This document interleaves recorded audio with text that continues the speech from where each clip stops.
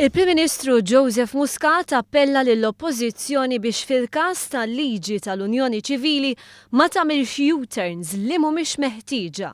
Fiż-żurri, il-Prim Ministru fakkar li meta kien esprima l-fehma tiegħu li kull persuna għandha jkollha dritt tapplika l-adozzjoni, l-eks Prim Ministru Lorenz Gonzi kien qabel miegħu. Il-Prim Ministru għamel referenza tnedija ta' moviment favur opportunitajiet indaqs fil-Partit Nazzjonalista u għalhekk.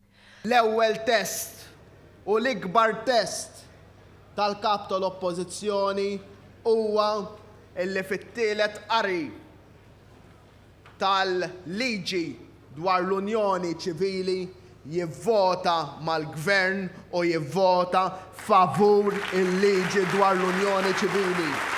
Għalhekk appella biex Simon Busuttil ma jagħtix widen għall-elementi estremisti fih dan il-Partit Nazzjonalista. Allura dan il-Gvern ħajdaħħala din il-liġi ma kemm tkun isbaħ għal pajjiżna li jkollna unanimità favur l-ugwaljanza, favur id-drittijiet indaqs. Intant il-Prim Ministru Joseph Muscat saħaq dwar l-importanza illi l-partiti politiċi Maltin jingħaqdu f'kampanja kontra l-bullying online.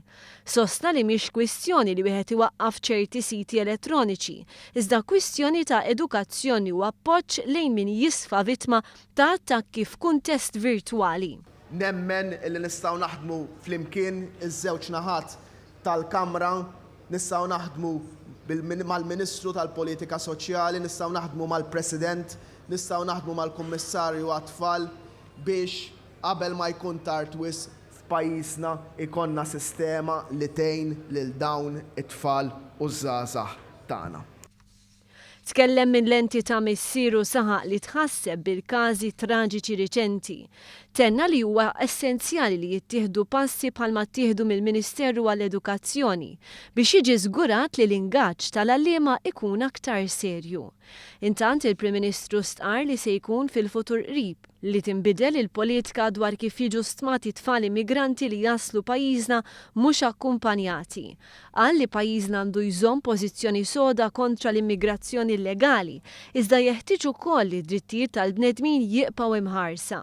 Għamel referenza lejn ftehim tal-Gvern Malti mal-Gvern Niġerjan biex persuni jintbagħtu lura pajjiżhom mingħajr ma jkunu soġġetti għat-tortura.